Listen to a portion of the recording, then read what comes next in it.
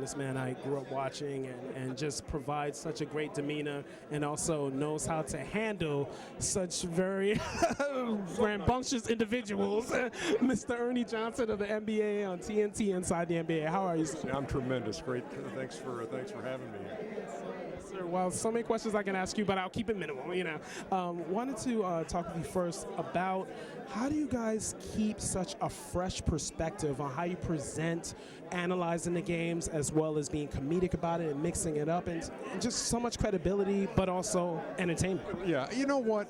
There was never any way to predict chemistry. You can try to put four guys on a set and think, oh, with their personalities, this will work. There's no way to know that. When Kenny and Charles and I started, we had no idea it would go for the three of us 16 years together. When we added Shaq 5 years ago, you don't know. You just kind of take an educated guess and you hope that everybody, gels.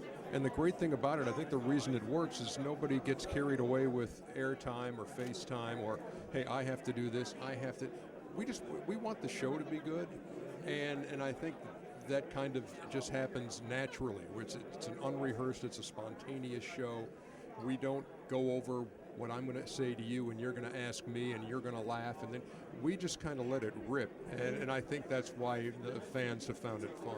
Now, you were near the wrestling match between Shaq and Charles Barkley, right? I'm glad. Hopefully you weren't near that. It was right outside my office. I heard it. I knew something. The tremors. Yeah, I knew something was going on. Not until I saw Jarrett Jack's video that I realized that Charles had taken Shaq down and then they had rolled around. So that doesn't happen every night, but it happens occasionally. And that's what happens when you have Charles and the world's biggest kid in Shaquille O'Neal. Talk about Kenny Smith. Very interesting. Interviewing for the Houston Rockets head coaching position.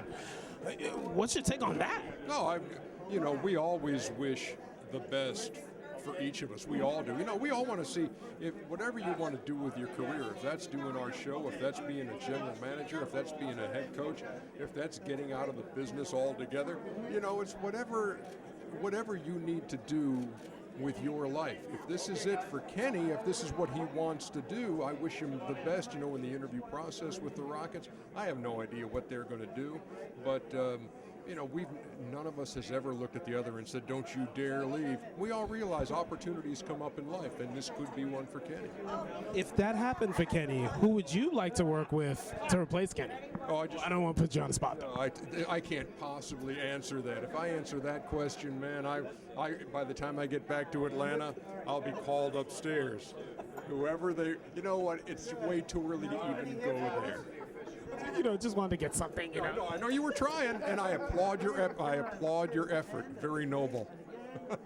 Mr. Johnson, pleasure to see you. Oh, Ernie, pleasure to have you on. So much to talk about. Honor.